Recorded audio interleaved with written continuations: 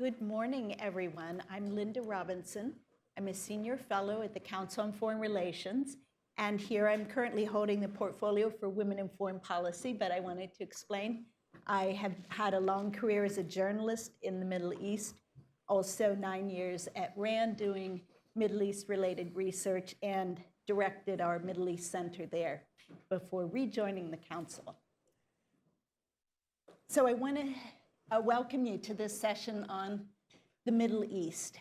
And as you know, there are some very pressing issues now with the Israel-Hamas war, but we have a wide array of experts here, and the intent is to have a broader discussion, of course, including that war, but we want to make sure we leave plenty of time for you to raise your specific questions. So I thought we would start with an overview. I want to introduce briefly, you have the bios of all of our speakers in your packet, but I want to introduce them here briefly. Karim Sajapur is a senior fellow at the Carnegie Endowment for International Peace, and he's also an adjunct professor at Georgetown University. Karen Yarhimilo is Dean of the Columbia University School of International and Public Affairs and the Adlai Stevenson Professor of International Relations. And you will correct my pronunciation. No, I apologize. That's great. And next we have Youssef Munayyer, head of the Palestine-Israel Program and senior fellow at the Arab Center in Washington, D.C. And last but not least, we have our very own Stephen Cook, who is the Mattei Senior Fellow for Middle East and Africa Studies, and also Director of the International Affairs Fellowships for International Relations Scholars here at CFR. So without further ado, I'm going to launch the conversation, starting with Karim here. I'd like to, since his specialty is Iran, I would like to ask you, Karim, to give us some assessment of the internal situation of Iran. They've just had elections, I think very high boycott numbers. But if you could describe, perhaps for a few minutes, the internal situation, and then mention what you consider the most important initiatives Iran has taken diplomatically. There have been some important developments that I'd like you to perhaps throw out for the audience. Sure, thank you, Linda. It's great to see all of you. Well, just for a bit of historic context, as probably most of you know, in 1979, there was a revolution in Iran, which virtually overnight turned the country from a US allied monarchy. It was led by the Shah of Iran, one of America's closest partners, to a viscerally anti-American theocracy led by the Ayatollah Khomeini. And from 1979 to the present, 45 years was the anniversary of the revolution last month. The country has only had two leaders. Ayatollah Khomeini ruled from 79 to 89, and from 1989 to the present, Iran has been ruled by one man, Supreme Leader Ayatollah Ali Khamenei. So I would argue that perhaps there's been no country in the world which has had a more kind of consistent and determined grand strategy over the last several decades than Iran, by virtue of the fact that they've had arguably the longest serving autocrat in the world.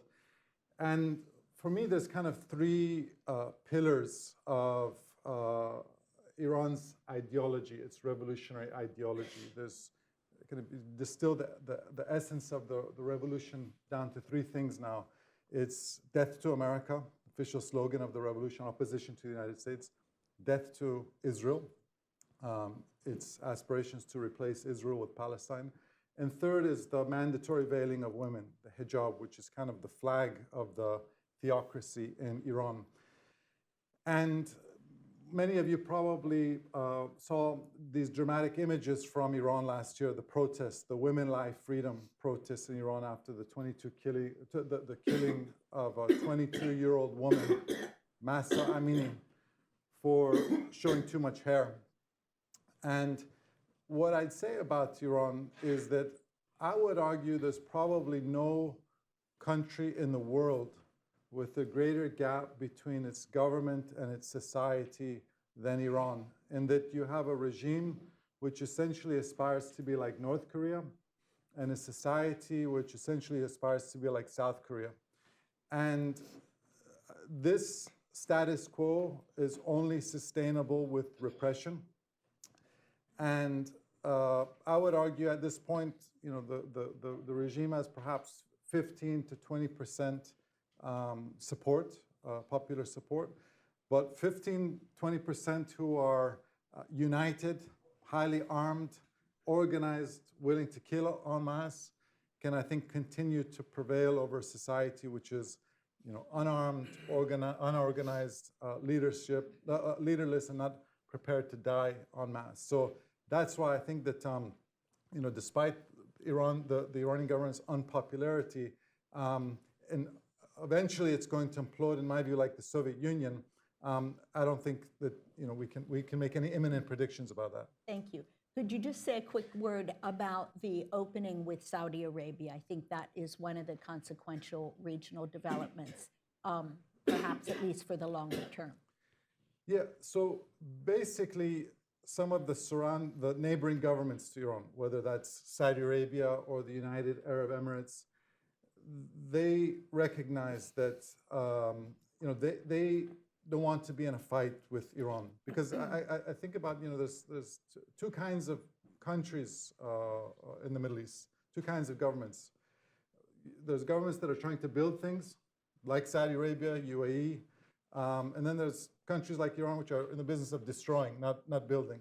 So if you're Mohammed bin Salman and you have ambitions to, for example, build the most expensive city in the world, Neom, $1 trillion, well, Iran can come by in an afternoon and destroy that with its precision rockets, missiles, and drones. So if you're Saudi Arabia, and you also are cognizant of the fact that you can no longer count on the U.S. to have your back. You know, the United States, is both Republicans and Democrats, have essentially telegraphed that we're no longer going to be in the business of, you know, conflicts in the Middle East.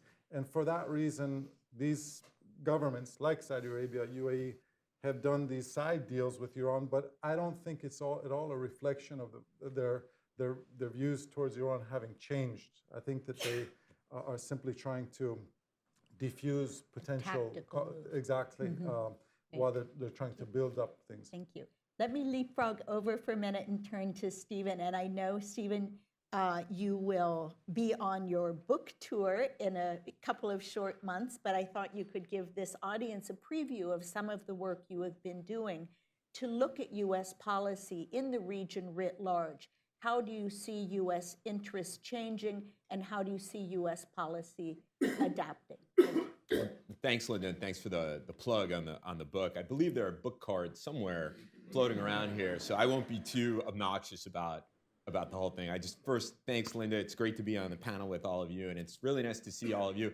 I understand we have representatives here from every state in the union except for Maine, which is super cool. Like Hawaii and Alaska. I mean, New York is really an attraction, I guess. Anyway, yeah, you know, I think Kareem hinted at this in his answer to you about the Iran-Saudi relationship, and that for the Saudis, it's quite tactical. They believe that there is a coming clash between them and the Iranians, and that they cannot rely on the United States any longer. That we Americans have now elected 3 presidents in a row that, in their own way, have said that they would de-emphasize the Middle East. President Obama was very clear that he thought that the invasion of Iraq and the sort of robust effort to transform the region was stupid. President Trump agreed with him 100% in his own way. He said that the United States spent $7 trillion on rebuilding the Middle East, when we could rebuild the country, the United States, 3 times over. And President Biden and his team have been very clear that their intention had been to de-emphasize the Middle East. And this has been the kind of the quality of the policy debate in Washington, the post-Iraq, post-freedom agenda debate about what is America's proper role in the region, if any. The foreign policy community, which I am broadly a part of, has been engaged in a debate, but the weight of that debate has been towards withdrawal, retrenchment, offshore balancing, and so on and so on. And the book that Linda was nice enough to mention really takes on these arguments and tries to understand, one, where they're coming, one, where our policy was, how our policy at one time in the Middle East was actually by the way in which policymakers defined their goals was quite successful, how we became quite unsuccessful, and what we do now. And it's engaged in all of these debates about what the American approach is. And essentially, and people make fun of this, I come down in an area where, I call for essentially a Goldilocks policy. 1991 to arguably 2008, 2009 was too much United States.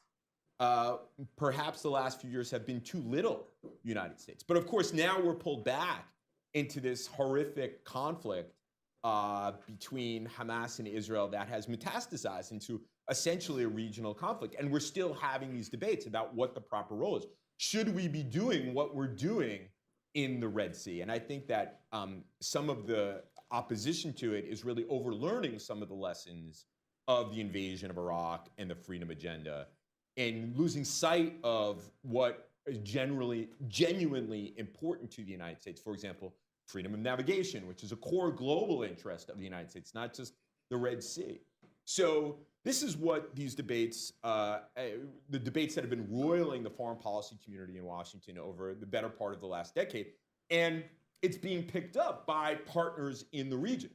So you see the Saudis doing things that, hedging with the Chinese, for example, hedging with the Russians, the Emiratis doing the same thing, the Egyptians buying more weaponry from Russia than they had since the early 1970s. Even the Israelis drawing closer to the Russians. At the same time, the Chinese providing investment, technology, projects. And the Chinese are heavily involved in building NEOM, this $1 trillion city that the Saudis are building. Whether that is a waste of money or not, it demonstrates that the region is changing, that the United States, that period where the United States stood alone in the region, no longer exists. And the book tries to answer, what is the proper role for the United States? I'm not going to give it away. You're going to have to read it and then assign it. And hopefully review it someplace nicely. But even not nice is okay too. You don't have to read it, you just have to buy it. Well, that's actually true. I have a daughter who'll be starting college in August, so I always had that $5 royalty always helps.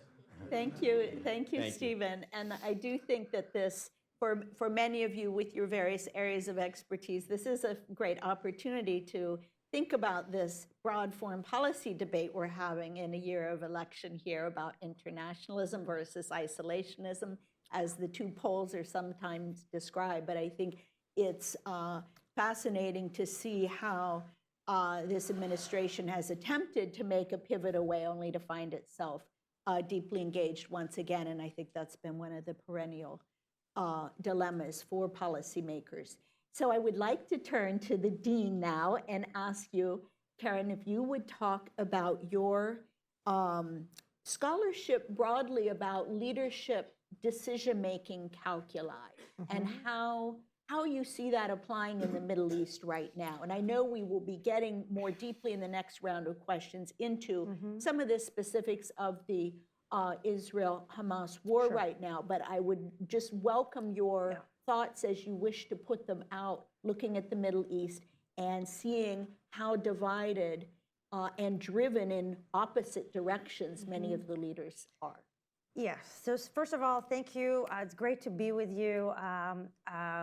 Thank you for having me. I want to pick up something that Steve said. We're talking about, yes, the region, but let's even zoom out a little bit further and stay with this, what this moment is about. I just came back recently from the Munich Security Conference, and that gets into the issue of leadership. How are countries perceiving and thinking about the United States at this moment? What is this moment about? And it's very much an inflection point. And you hear this from many countries, from many leaders around the world, looking at the United States and asking, is there leadership there? Is there a credibility issue? Are they problems that we're seeing in the world that the United States is not leading enough in Ukraine, not leading enough in the Middle East?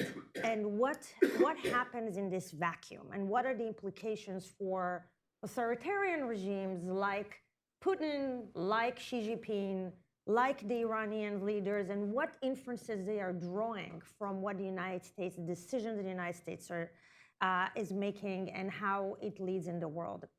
And that was very much, as you can imagine, at the Munich Security Conference 2 days after Trump came out with his statements about NATO, about Ukraine, and so on. So there's real, I wouldn't say fear, but there are lots of questions that are being asked. And some of them in the context of the Middle East, as Stephen said, it's kind of as a result of a vacuum that you saw in terms of US leadership in the region for a long time, that forced some of the leaders, the regional leaders, to figure out what they can do on their own. And now with this war, we are seeing against this backdrop of mistrust a little bit, of not clarity, whether a new administration, if we have one coming November, January, I would say, what are the implications for continuity? And given that there are big questions around that, what's the dominant strategies for the actors right now? And you see this in Europe, and you see this in the Middle East, and we'll get to how it feeds into the calculations of even the Israeli Prime Minister Benjamin Netanyahu or others. So that's a kind of in the larger scheme of things, it's an inflection point. There's a lot of questions about U.S. credibility, about U.S. leadership, and the transformation. Now, look, I mean, as we're looking at the leadership, even in the region, you have multiple actors, and they have domestic audiences that they have to think about, and then there is this kind of public stand that they have to take, and there's the backstage and what happens behind closed doors in terms of negotiations, bargaining, calculations, and there's a lot that is going on that we're not aware of, right? I mean, even between Israel and Saudi Arabia for years. We have to remember, part of the timing of October 7 was in reaction to real developments in the region, and the idea, the perception that Israel and Saudi Arabia were on the verge of a historic, peace agreement that really didn't take into account the Palestinians. So the Palestinian problem. And from that moment on, you would see during the bargaining and even in this war, what some of those Arab regimes are saying publicly and what they're saying privately are not always the same. And so what we're now, even if you look at where we are very much stuck on debating the hostage deal and so on, but there are other discussions that are happening still about the day after, about a Saudi deal and so on. So from the perspective of leaders, I think that there are two main things that you would see the leadership now in different countries is how to think about the interplay between what's happening backstage and what are their public positions and why and how they need to navigate this, because it's very, very hard for all the leaders, even in the United States, you would see that.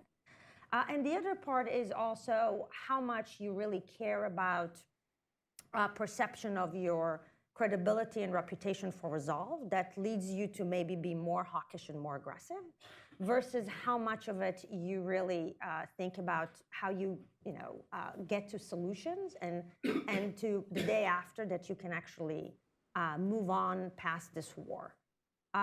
So those are different. These are things that those leaders are wrestling with constantly, and it's in the region and it's in the United States. Thank you, Dean. And I think it's worth noting just how much time this has sucked up of the principles of the U.S. administration. Absolutely. Obviously, Secretary of State Blinken, but also Bill Burns has been on his own shuttle diplomacy, and this was for an administration that really planned to do very little in the region except fostering normalization accords and keeping some kind of light counterterrorism footprint to ensure things like ISIS didn't come back to life.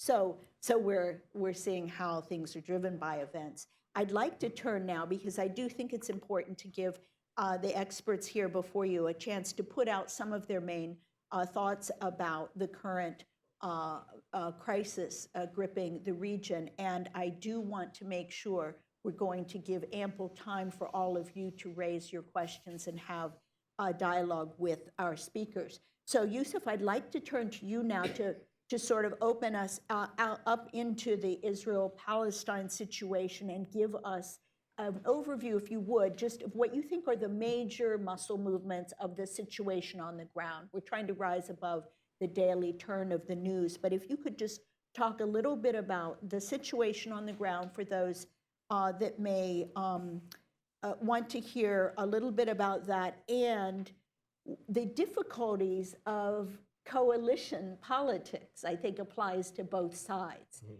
If you could make a few comments about how you see the inner workings on both the Israeli and Palestinian side at this juncture. Sure, and thank you all. It's wonderful to be in a room of educators. I want to start by just picking up on where you left off a moment ago on this issue of bandwidth and how much has been taken up of this administration's bandwidth, and ask us to remember what the National Security Advisor was talking about 2 weeks prior to October 7th.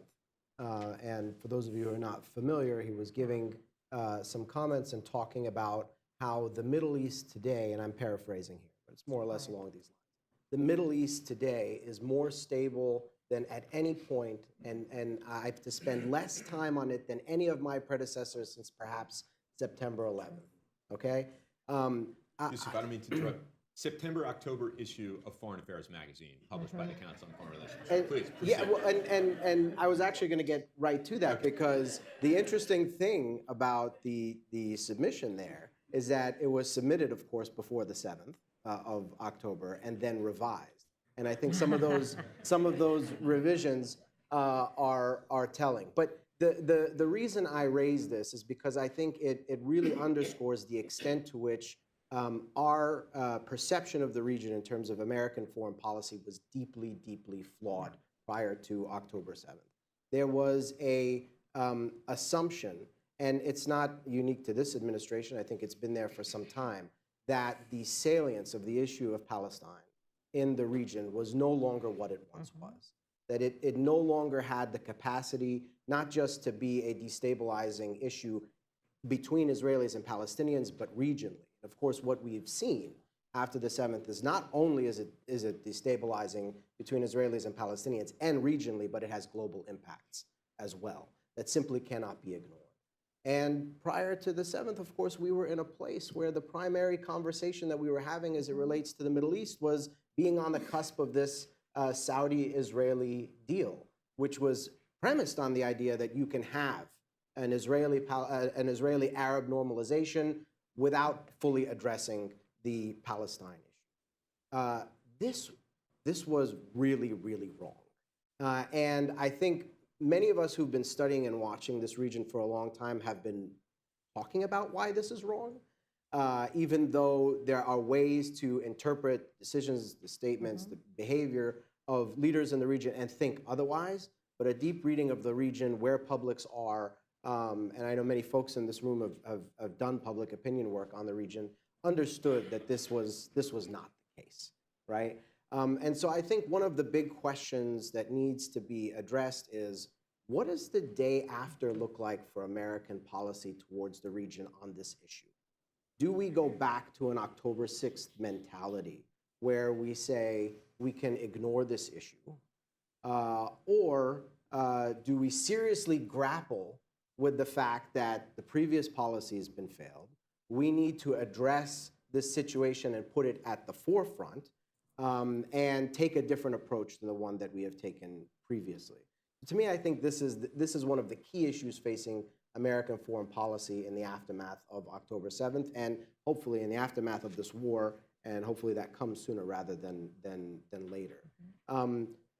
The one thing I would say in terms of sort of America's presence in the region and this moving forward, moving backwards, that we're discussing is, we have relationships with regimes, states in the region that are that these states are entirely dependent on. And until whether we're talking about a true presence or other American interests in the region, until those relationships change in some way, we are always going to find ourselves deeply tied into this region. Whether we want to be there or not, we're going to find ourselves pulled back in. And in terms of coalitions, obviously, this is both on the within Israeli politics and Palestinian politics.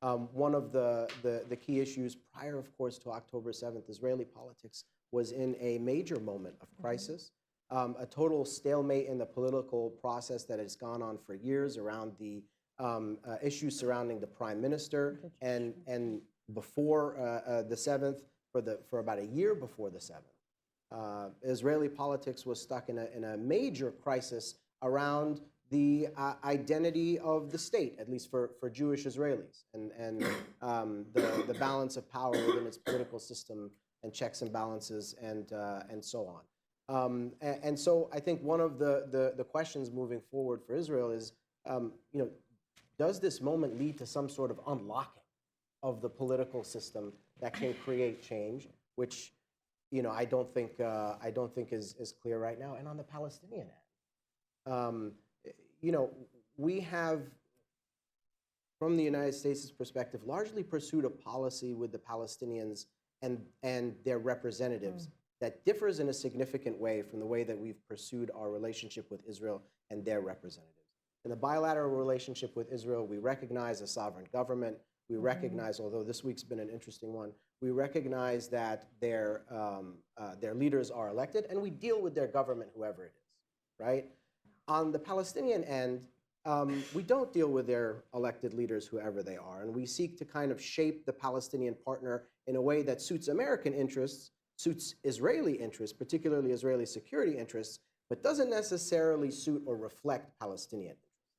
And this puts us in a situation where we're asking the Palestinian leaders that we work with to do things that they simply cannot deliver, because they neither have the legitimacy or the support of the public that is required to do the kind of things that we would like them to do in any serious and lasting way. So I'll leave it at that. I'm sure we'll Thank dig you. into much Yes, there are many directions we could go, but let me first Yeah. come to Karen and talk about your views in the Israeli Israel side of the equation, and what are the options that you Right. perceive as possible. Yes. So I just returned from Israel last week. And look, Israel right now, if you look at the Israeli society, they're very much still in a state of trauma. And and you see a lot of, you feel the despair and you feel the paralysis. There is a huge, the paralysis inside the government cannot be overstated. The Israeli government is one that is the most right-wing, nationalist, hawkish in the history, right, of Israel.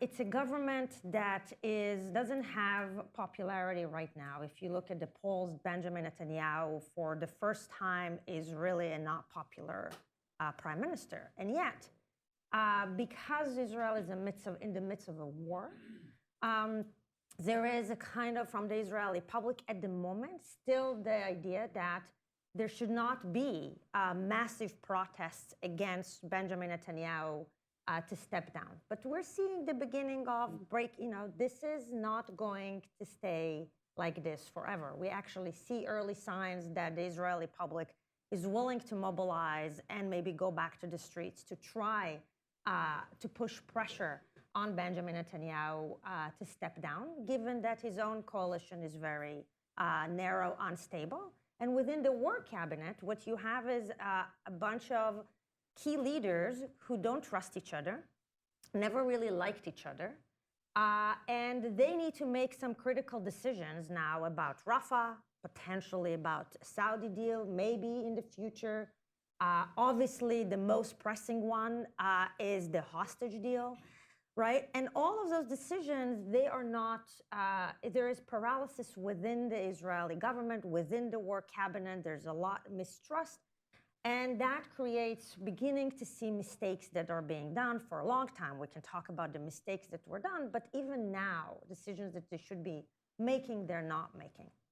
So you have a public also that for many, many years, despite having multiple election campaigns for 5 or 6 in the last couple of years, they've never really been about the Arab-Israeli conflict, right? Since Camp David, or maybe Olmert, when Ehud Olmert was prime minister, the public in Israel did not really think about the two-state solution or the future of the Arab-Israeli conflict. The idea for many years was that the status quo is sustainable, that there's no need to really talk about this.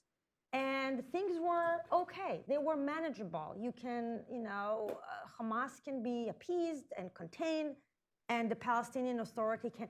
So for the first time right now, after October 7, some will come to, from the United States perspective, let's talk about the day after. But for the Israelis, for Israelis, it's like, what are you envisioning in the day after? This has not been part of any conversation, serious conversation for years. So there's going to be, and there's a vacuum in the leadership because nobody is really picking this up. And everything in Israel right now is about the now, this immediate decisions about the hostages, and maybe a decision about whether or not to go to Rafah, which is not really a decision the public is making, but the leadership is going to make. So there's no real discussion or conversation, any meaningful one, publicly at least, about the day after, about what Gaza should look like, what two-state solution we're talking about. What are the concessions and the gains from a potential Saudi deal? So that's not part of the conversation, and that's a problem. It's a problem not just because those are critical decisions, and it's not clear that this government and this prime minister has the legitimacy and to really make those decisions, given how unpopular the government is. But it's a problem because you have to think about the domestic politics and the timelines that are in terms of the elections here and how that's going to affect decisions in Israel and the strategy of the prime minister. So overall, there's a paralysis, and it's unfortunate because those discussions about the future of the two states and thinking about a diplomatic solution to this is necessary more than ever. Yes, thank you. That's a pretty stark characterization of the degree to which people are not thinking about the big things that will, perforce, need to be dealt with. It's quite an extraordinary moment. I'd like to pull you in, Karim, to this and ask you, because I think there have been some really unusual things regarding Iran's activity or not activity, a lot of the questions, what it might have done and hasn't done. It's, if you will, semi-proxies or clients, Hezbollah, Hamas. Can you shed some light on how you see the interaction and what Iran's approach to capitalizing or not on this moment for its own interests? Sure. So I would argue Iran is the most powerful country in today's Middle East, and that they dominate 4 or 5 failing states: Syria, Lebanon, Iraq, Yemen, Gaza, the Palestinian territories. They're more effective than any other country at filling power vacuums. Partly power vacuums we created with the 2003 US invasion of Iraq and removing Saddam Hussein from power. Partly the Arab uprisings of 2011, which created power vacuums. And the model they use is of Lebanese Hezbollah, which was a byproduct of the 1982 Israeli invasion of Lebanon. And I call it the McDonaldization of Hezbollah. You start a franchise in Lebanon, then you expand that franchise elsewhere. And so, picking up on a couple of things that Yusuf said, one is that, as I said, Iran thrives where there's chaos, carnage, and instability. So I have a difficult time seeing how we emerge from the conflict in Gaza with something better than what was the case on October 6th. And I hope I'm wrong, but I've seen this. We've seen this movie before, whereby there's efforts to destroy Hezbollah, and 2 years later, Hezbollah emerges stronger. So that's point one. Point two, as Karen mentioned, the timing of October 7th, in my view, also had a lot to do with the fact that there looked to be this imminent rapprochement, normalization between Saudi Arabia and Israel, and October 7th sabotaged that. And I think the calculation of Iran's leader, Ayatollah Khamenei, is that for most people in the Middle East, their heart still beats for Palestine. It doesn't beat for peace with Israel. And unfortunately, I think that, in the West, in the US, we like to say, well, violence doesn't solve anything, and there's no military solutions to political conflicts. Well, unfortunately, Iran didn't get that memo. Iran's supreme leader didn't get that memo. And what he's seen over the last couple of decades is that Iranian-backed violence has prevailed in Iraq, in Syria, in Lebanon, in Yemen. And, hopefully we're wrong here, but that those same kinds of forces of darkness could prevail on the day after. Tragic. Karim, thank you. I want to turn now to Stephen, and we will go immediately after Stephen's remarks to open up to all of your questions. Tell us what you think the road ahead looks like, and if not American diplomacy, and if not two-state solution, what then? Linda's asking this question of me because I'm sort of the hanging judge in Washington on the two-state solution. I think, just to pick up on a couple of these remarks, the way in which we see the Middle East and the way in which policy in the Middle East is made is very different from the objective realities of the Middle East. Some of that comes from the region itself. I remember a number of years ago, I wrote a rather lengthy piece in Foreign Policy magazine talking about all the interlocking problems in the Middle East. And I was mostly attacked by people in the Gulf for saying that these were kind of this region was kind of teetering on the hopelessness. So some of it is a function of who our interlocutors are, but some of it is also a function of the way in which we go into the region with a sense, policymakers approach the region with a group of really faulty assumptions about the region. What the Biden administration is proposing for a day after, what the Biden administration is proposing in terms of the longer-term diplomacy, the establishment of two states living side by side, seems to be far from reality, further from reality than it was even on October 6th. And the fundamental structure of the conflict between Israelis and Palestinians hasn't actually changed, which is that Israel's minimum demands for peace cannot be satisfied by the Palestinians, and the Palestinians' minimum demand for peace cannot be satisfied by the Israelis. And those demands are actually mirror images of each other.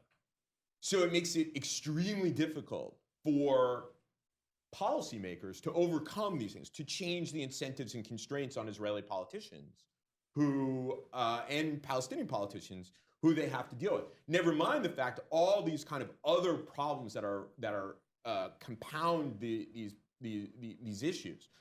Issues of historical memory, national identity, religion, land, all of these things that go into this make it extremely, extremely difficult to imagine how diplomats can unwind this and establish two states living side by side in peace. The other, I think, kind of odd thing about the way in which we look at this is that despite all of our efforts to find, on both sides, those leaders who are going to take these steps, the politics of Israel and the politics of Palestinians defy this. Benny Gantz, who's a member of the War Cabinet, was just in Washington. And I think that the American officials who met with him were somewhat surprised to find that despite the fact that he hates Benjamin Netanyahu, generally a universal feeling, there's really very little daylight between Benny Gantz and the prime minister on Rafah, on destroying Hamas, on Lebanon. In fact, in the last election, the last two election cycles in Israel, Benny Gantz ran to the right of Netanyahu on Gaza. So we tend to in Washington tend to kind of take our own assumptions, bad assumptions about the region and people, and graft them onto them, and only to be surprised when they do totally different things. It is possible, and I think there's not enough attention is given to this, is that this is a conflict that defies resolution, and that we have to think in terms other than the two-state solution. Now, I have a very hard time imagining a single state. Very, very hard time. So, and I think that that kind of middle possibility where we return to some version, some really ugly, disturbing, violent version of the status quo is the outcome of this terrible, terrible conflict. Unless, and this is something else, unless the politics of this really genuinely changes. And I don't see the politics of it. People made a big deal, the president is shifting his rhetoric. Chuck Schumer's speech yesterday is supposed to be this big.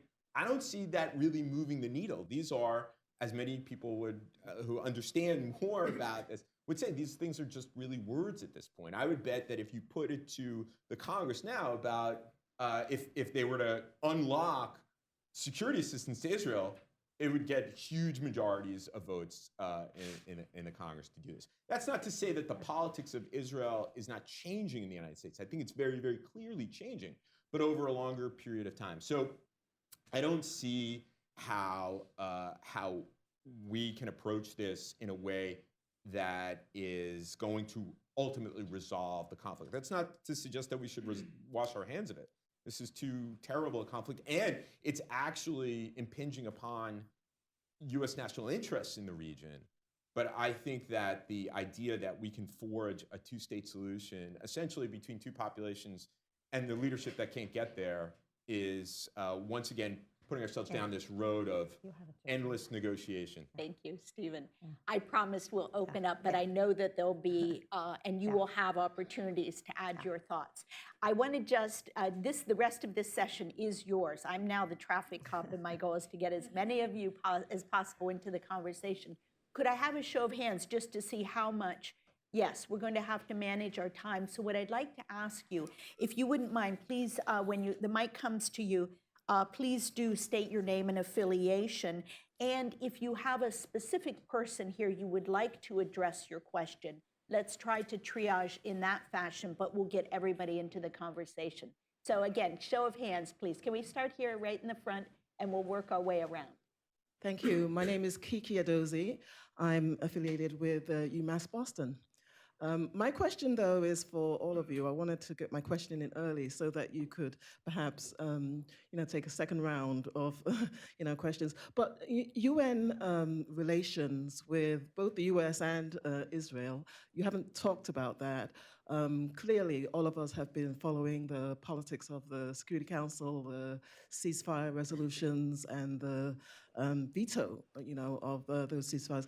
But I was wondering what you felt about Israel and the US's, image in the world vis-a-vis this conflict. Could you talk a little bit about it? Good, yes, thank you. So we have both the role of the UN and the image of Israel in the US. Just lightning round, then we'll go down the row here. Karim, Actually, I'll defer to you want to Karen pass? Isfadio. Okay, Karen.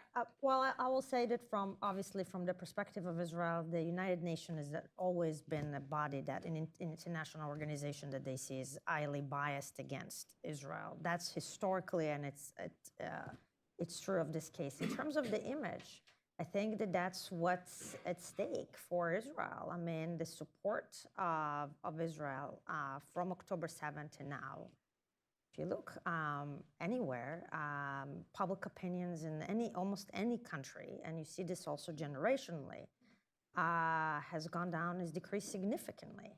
And so when the United States is coming and saying to Israel, to Bibi, this is not something you can just continue. There are real costs for Israel's support. I mean, I see this all on campus as well. This is something that I think more and more Israelis are seeing. They're puzzled by it. They don't really understand it, but they have come to understand, this is a significant cost. So, yeah. And I would add to this too that when you look at not just in Israel and the United States, but really in the global South, people are looking at this situation around the world and saying, what good is international law? What good are these institutions? Why do they even exist if they cannot operate to prevent these kinds of horrific things that we are seeing? And at a moment where the American administration is trying to rally international support behind the defense of these kinds of principles in Ukraine, the rules-based order, against the aggression against territory and so on, many people around the world are looking at American support for Israel and what it's doing in Gaza right now and wondering how on earth can you not see the hypocrisy here? So I think this is a big question that's going to come out of this moment.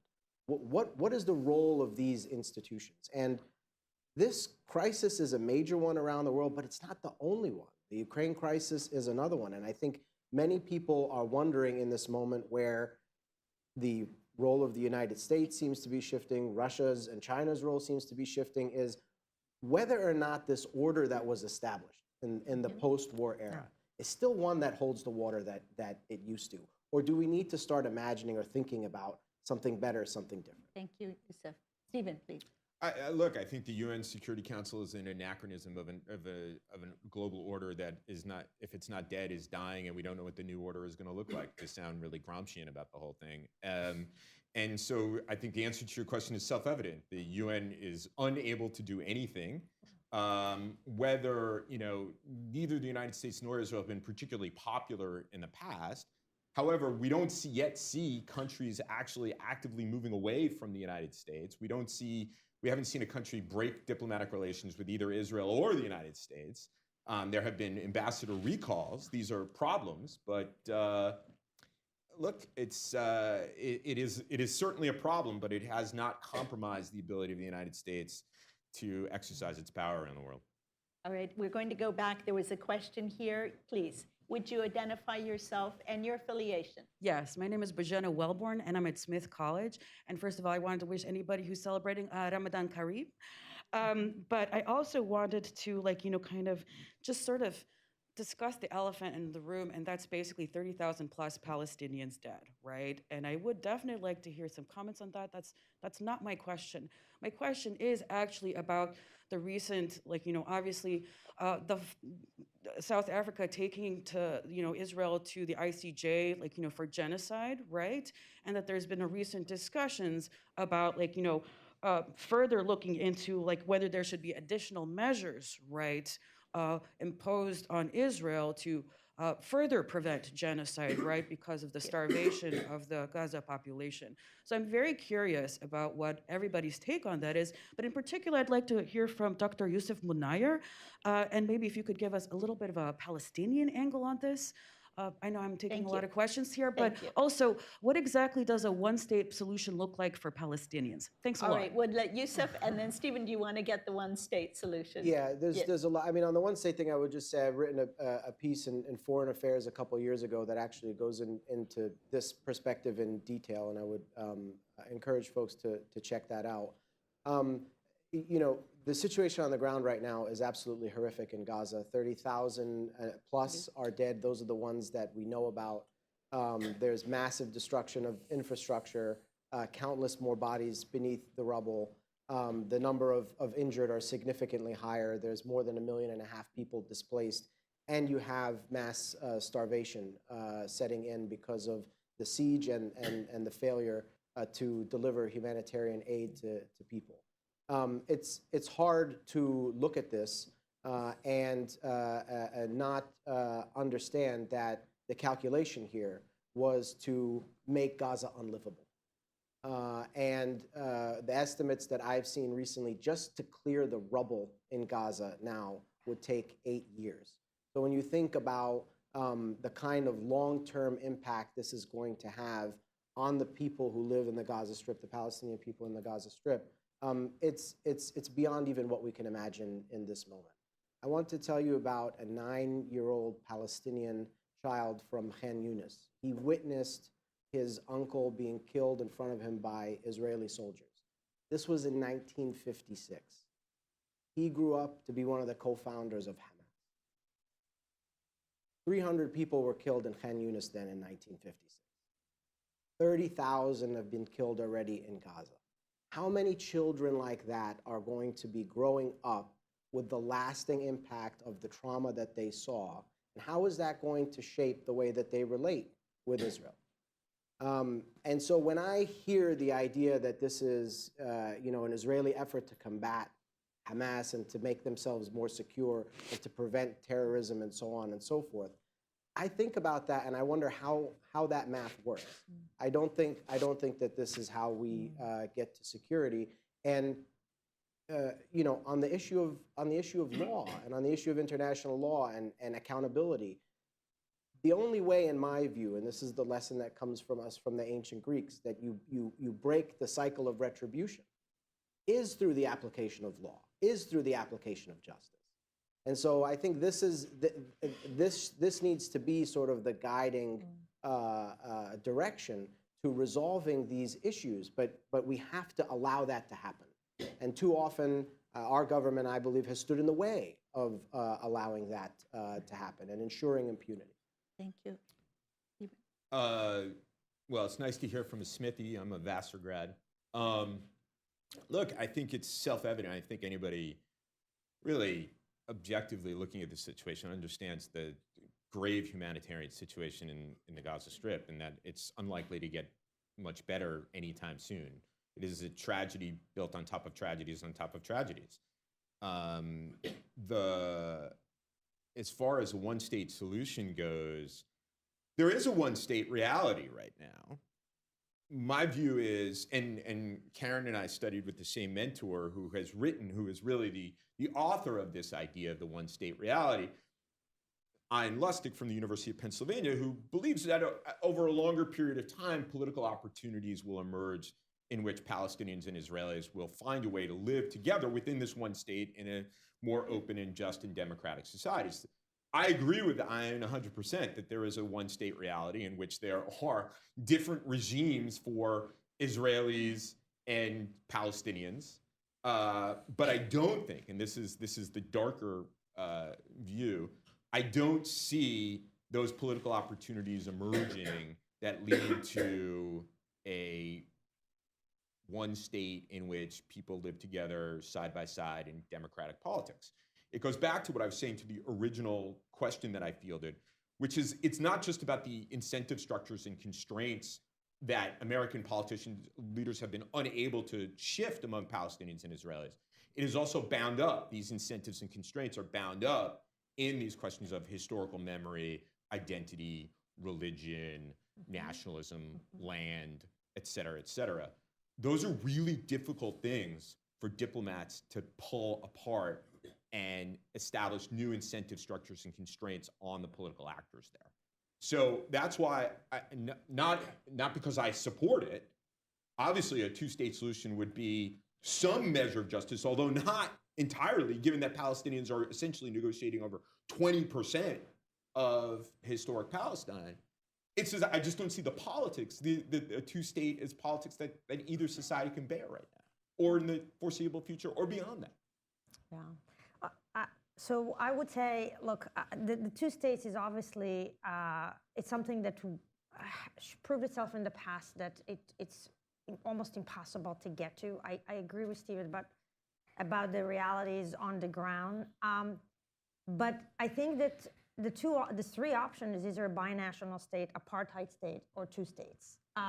And of all those three, I think that the experiment now, or at least how American decision makers are thinking about it, is the two new factors that you didn't have, the two variables you didn't have before, is the possibility of a Saudi deal that you didn't have during the Oslo process. And what does it do to the incentive structure of the players to make more concessions or something like that? And we don't know the answer to it.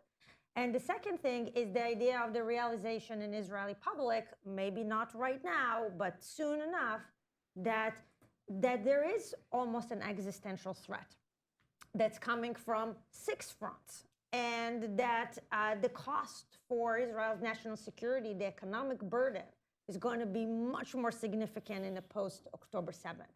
So those are the two kind of new variables that came after October 7th. And we don't know then, but for that to be able to kind of penetrate into the Israeli public and create this desire to really restart those discussions and negotiations is, I agree. I mean, we're not there yet. We're very, very far. I wouldn't and count it on the could- Saudi bank shot. And the, Yeah, so and the that's the- leadership to come, and the the leadership, to take that and then forward. you need leadership to really Let me bring it. see, pardon me, let me see again the show of hands, because I do Wow. want, yes. We'll have to, I think, resort to a few lightning rounds. If I could take the two questions in the back, and then we'll come forward and pick up three.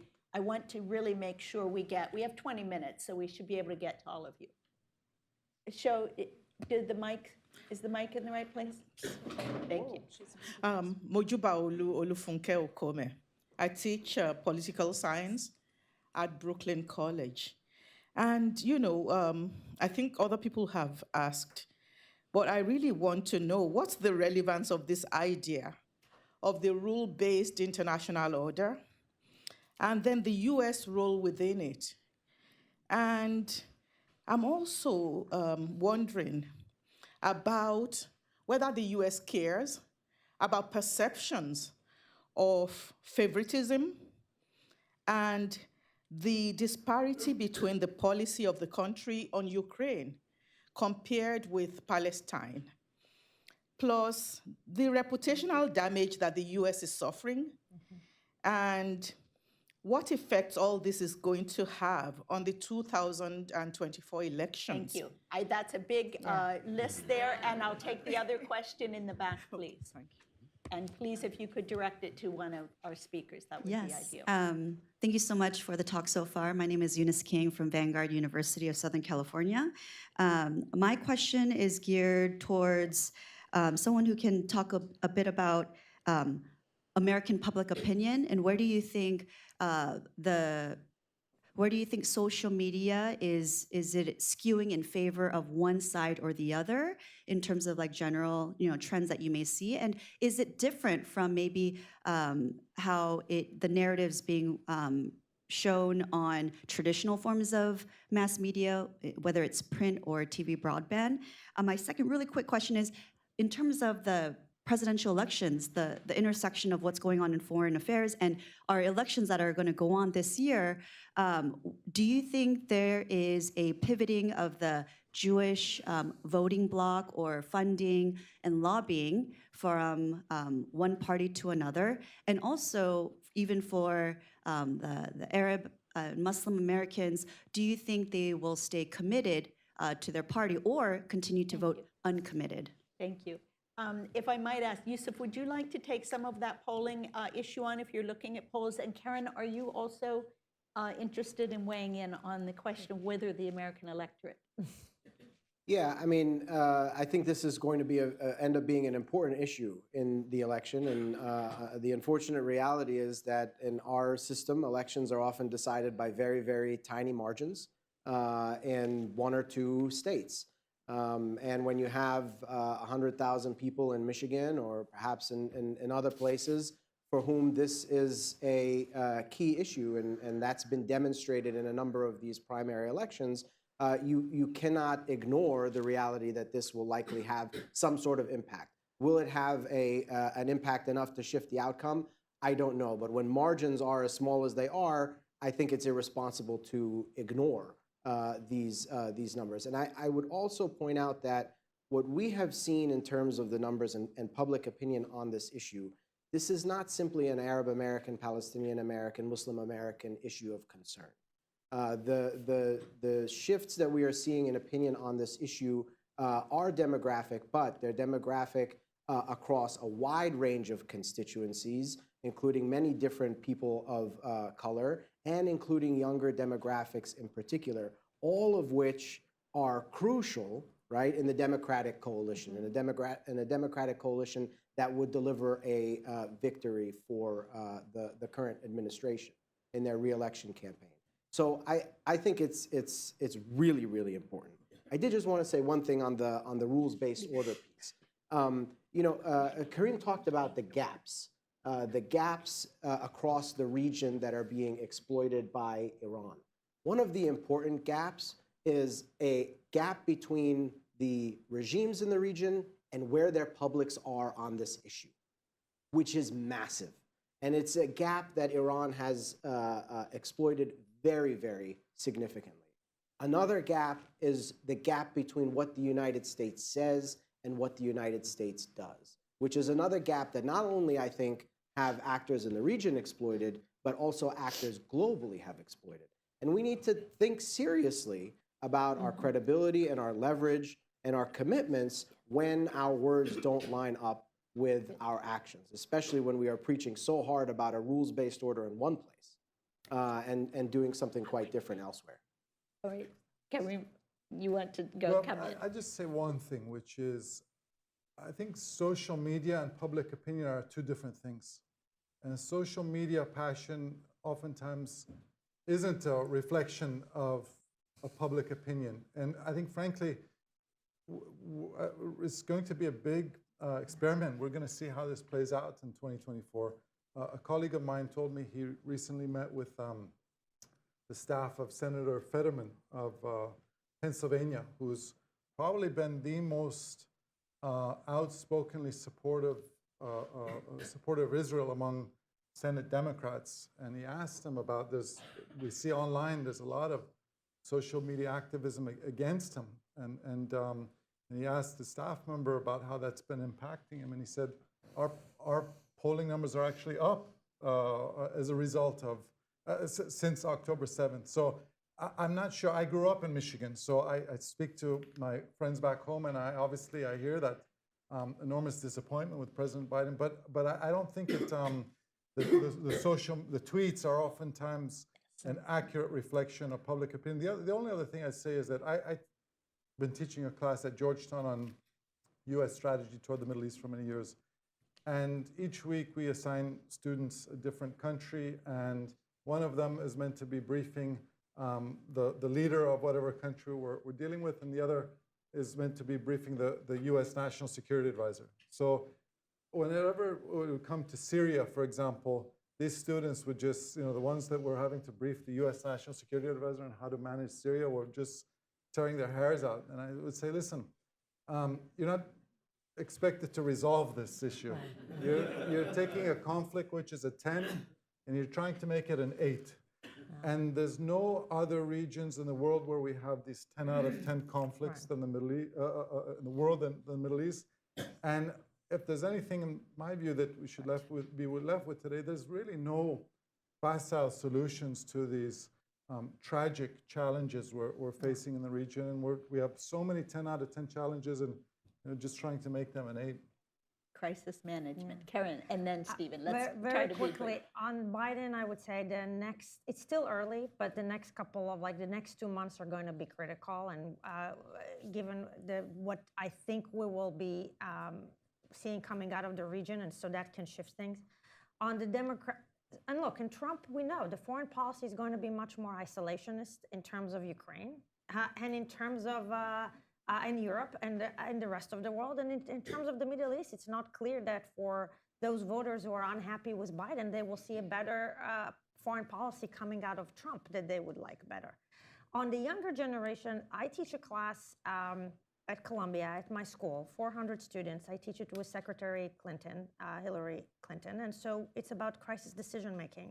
And what we've seen during the semester, and that when we brought up the issue of after October 7, when we talked about Oslo, when we talked about the peace process, when we talked, the students, most of them were puzzled. They didn't know anything about the history, right? We have not been teaching about the Arab-Israeli conflict. We really have not been offering classes. We know all, you're all educators like me. We know the problems of who would want to teach this, right? And then how do you,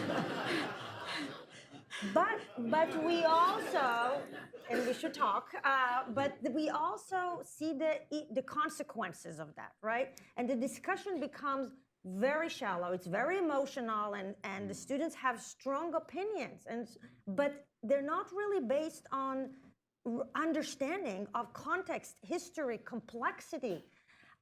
And we really had to do a lot of work at SIPA, at Columbia, in the class, she and I, to just try to get to a point to where we can have a real conversation and real disagreement. And that's what I hope that we will continue to do. I think it's critical. And for this audience, I'm happy to talk more about this, and I can share with you what I've done that I found to be successful and where I think we can go. But we cannot leave this like this for much longer. There's a vacuum that we created that's been taken over by social media and narratives that are not helpful for our students to really engage with the world. Thank you for that offer, Stephen. Just 3 quick points. First, let me just preface this by saying I do policy, not politics. But I will say that probably for the first time since Kennedy's Statler Hotel speech, the Statler Hotel, which was the Pennsylvania hotel, which was torn down recently, American Jews are in play. They may vote for Joe Biden in large numbers. Maybe they may stay home, but certainly Jews in the United States may be voting more down ballot for Republicans if they can find ones that aren't MAGA-affiliated Republicans. This is all anecdotal, but there is clearly a rethinking within the American Jewish community about allies, about discourse, about public discourse, and what's good for them and what's not for them. Even if 76% of American Jews or higher voted for Joe Biden in 2020, and only 66% or 69%, it's a big movement for the American Jewish community. To pick up one quickly on something that Karen said, those who may be looking to Trump actually don't understand the fact that he's the one who broke the Carter Doctrine and the Reagan corollary in the Middle East. In the long summer of 2019, the Iranians and their proxies were attacking shipping in the Gulf, shooting down American drones, and culminated in the attack on Saudi Arabia, 2 major oil processing facilities. The president shrugged. And that was one moment of bipartisan comedy in Washington, where we basically threw out 40 years of declared US policy, which goes back to my point about hedging.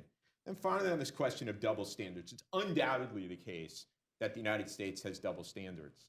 You talk to senior policymakers, and they say it's virtually impossible not to have double standards. I will point you to one of my favorite articles written by Jeane Kirkpatrick in the November 1979 Commentary magazine called Dictatorships and Double Standards. But I do have to say that I think that your point, Professor, about the double standards between Ukraine and Israel and Palestine, I don't think it holds.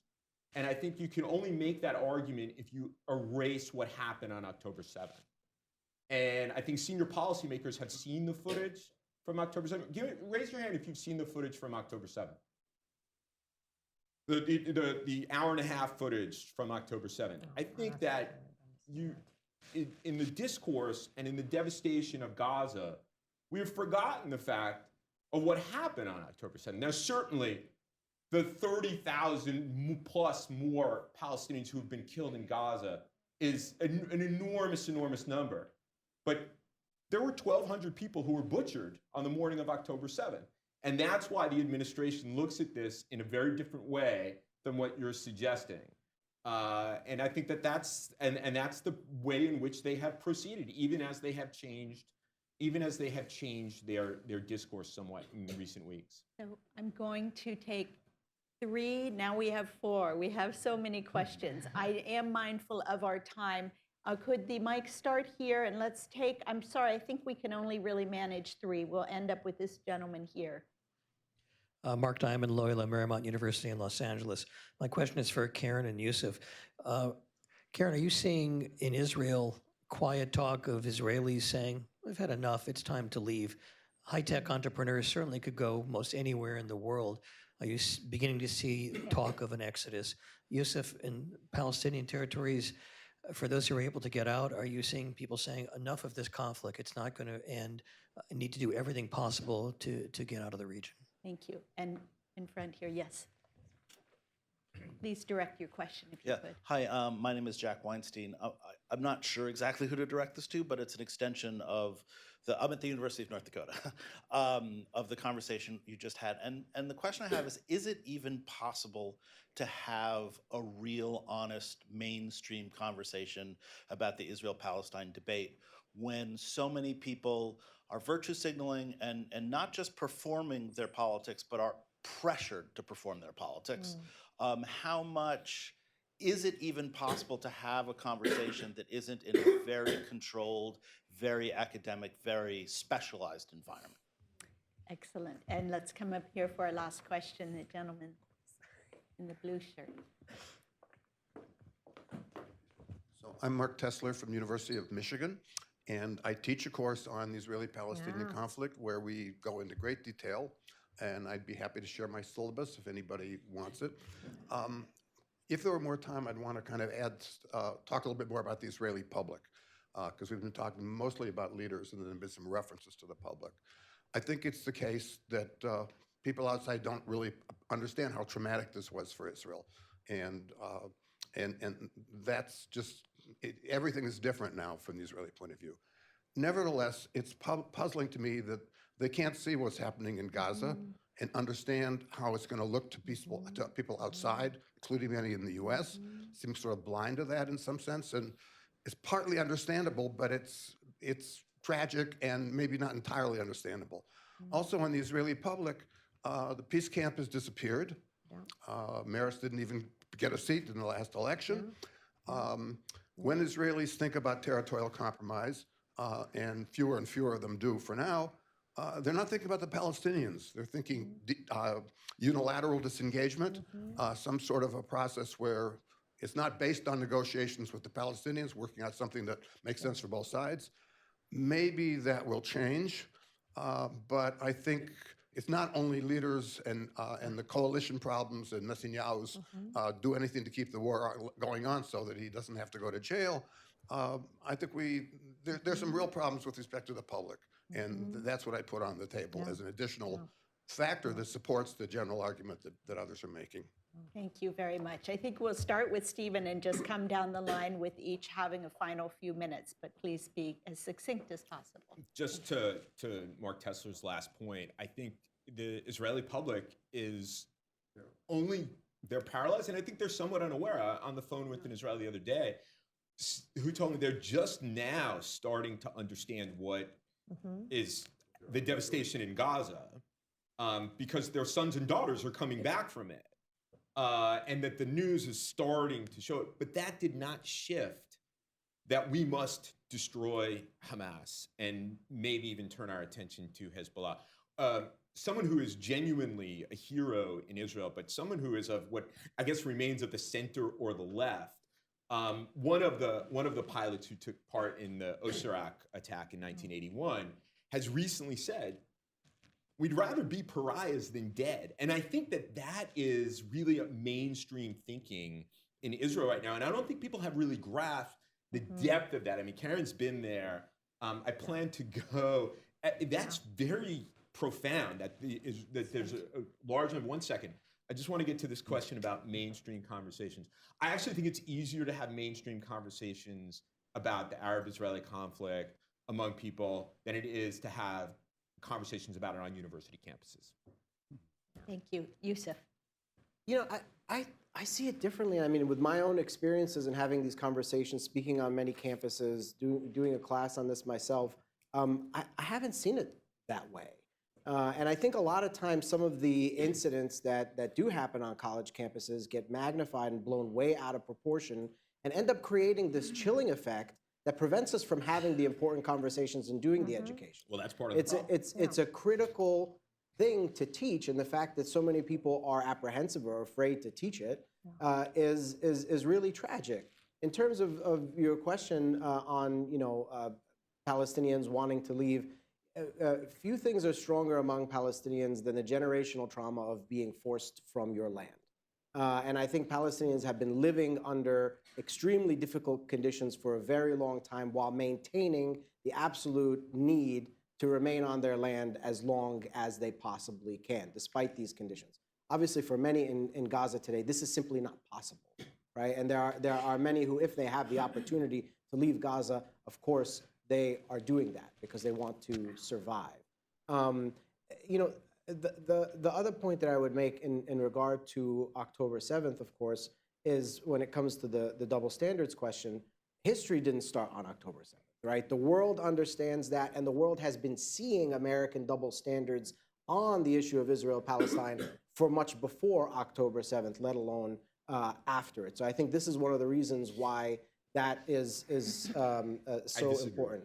Thank you. And the last thing I would just say about Israeli society, and because you raised the important point, I think you're absolutely right, that they're still living in the trauma of October 7th. I would argue this is, as painful as it is emotionally, politically, it's a more comfortable place for Israel and Israelis to be than having to confront the questions of what comes after. Why did the state fail? This is a crucial debate that has to happen in Israel. That's right. That's right. Why did the government fail? What is the future of our relationship with these people? Yusuf, Why? thank you. Sorry. Thank you Okay, kindly. go ahead. I There's a long apologize. list of other I'm questions, by sorry. the way. I know, and I thank you all to understand my obligation to keep us on time. Karen, could you briefly sum up? And I do want to give Karen my last word as well. Thank you. So very quickly, I heard more Israelis talking about leaving during the protests around the judicial reform. That was the time that a lot of them were saying, enough, we don't believe in what's going on. After October 7, actually a lot of them, it's a kind of rally around the flag and feeling that, you know, this is an existential threat and they matter and they need to serve and they need to, so we don't know. But I think that if you go in an election and you're going to get another right-wing religious government and the ultra-Orthodox will continue not to serve in the military, or then you will see a lot of the secular high-tech people definitely will leave or will start talking about it. This course, it's hard, but we're trying. And I can tell you under what conditions I think it's more likely to succeed to have those conversations on campus than others, but that's a different conversation. On the public, absolutely. Look, there is a narrative out there in Israel that we tried Camp David, they say, right? We got this, we didn't get an agreement, even though it was a generous offer. There was intifada that came afterwards. Ariel Sharon withdrew from Gaza, and you get October 7th. We tried, appeasing Hamas with money, and it didn't work. So there is a kind of for the Israeli public, they're asking themselves, so how? Where's the guarantee that there's actually not going to be another October 7 or worse? Thank you, Karen. If we're doing more. So that's the narrative that a leadership has to come in and change. Can you have a final word for how? Excuse me, I'm sorry, I'm just trying to wrap here. I appreciate your understanding. Sure, I'm standing. A final word of how to teach this important issue. I'm standing between all of you on coffee break. So one final point, which is, I think as you've heard today, everyone feels like they're the victim in today's Middle East. The Palestinians are David against the Israeli Goliath. Israel is the David against the Arab and Muslim Goliath. Iranians, Shiites feel they're the victims of Sunnis. Sunnis feel they're the victim of Shiite, Kurds, Christians, etc. And when you feel you're the victim, it can justify almost any action because you're saying we need it to survive. And we have leaders who are, their primary goal is to stay in power. They're not primarily focused on the well-being of their citizens, and they're appealing to these victimization complexes. And I don't think we're going to see any positive change absent a sea change in a lot of the leaders of these nations. Thank you very much. I hope you will sacrifice these few minutes of your coffee break. They do want to begin as on your schedule. Thank you all so very much.